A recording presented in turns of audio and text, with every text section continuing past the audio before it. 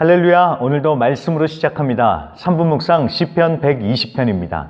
내가 환난 중에 여호와께 부르짖었더니 내게 응답하셨도다. 여호와여, 거짓된 입술과 속이는 혀에서 내 생명을 건져주소서. 너 속이는 혀여, 무엇을 내게 주며 무엇을 내게 더할꼬. 장사의 날카로운 화살과 로뎀나무 숯불이리로다. 매색에 머물며 계달의 장막 중에 머무는 것이 내게 화로다. 내가 화평을 미워하는 자들과 함께 오래 거주하였도다.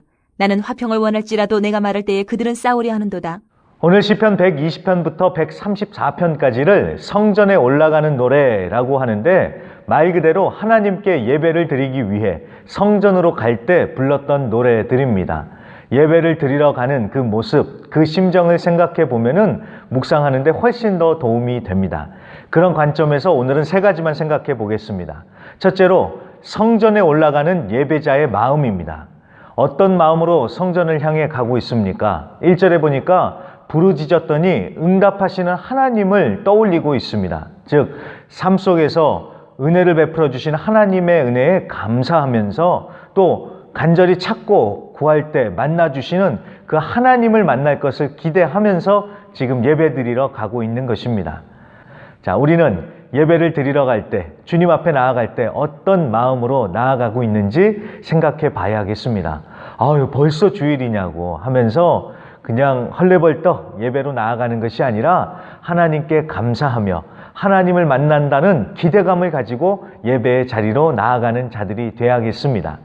둘째로, 속이 편해서 예배를 드리는 것만은 아니다라는 사실입니다. 마음이 편하고 즐겁고 상쾌하게 예배를 드리러 가면 얼마나 좋겠습니까?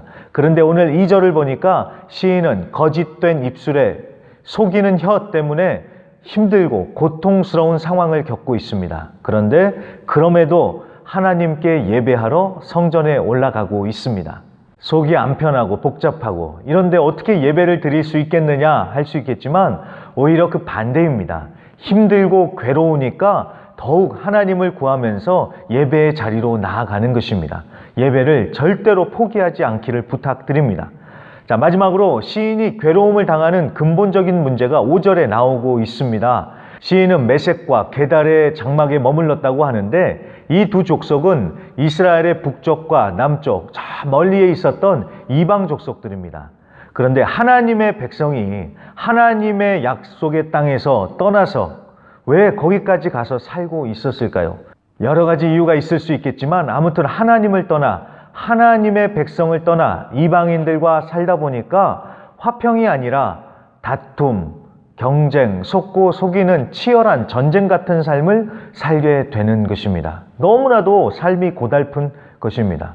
여러분, 우리가 있을 자리는 주님 아닙니다. 그렇다고 해서 교회 안에만 있어라, 교인들만 만나라, 그럴 수만은 없지요. 빛과 소금의 사명을 감당하기 위해서 우리는 세상으로 들어가서 메섹과 게달 같은 사람들과 함께 살아가야 합니다. 치열한 전쟁 같은 삶에서 승리할 수 있도록 말씀, 기도로 무장하고 또 하나님의 지혜를 우리가 받아야 합니다. 그리고 시편 1편의 말씀처럼 최대한 죄의 자리를 피하며 오만한 자의 자리에 앉지 않도록 몸부림을 쳐야 합니다.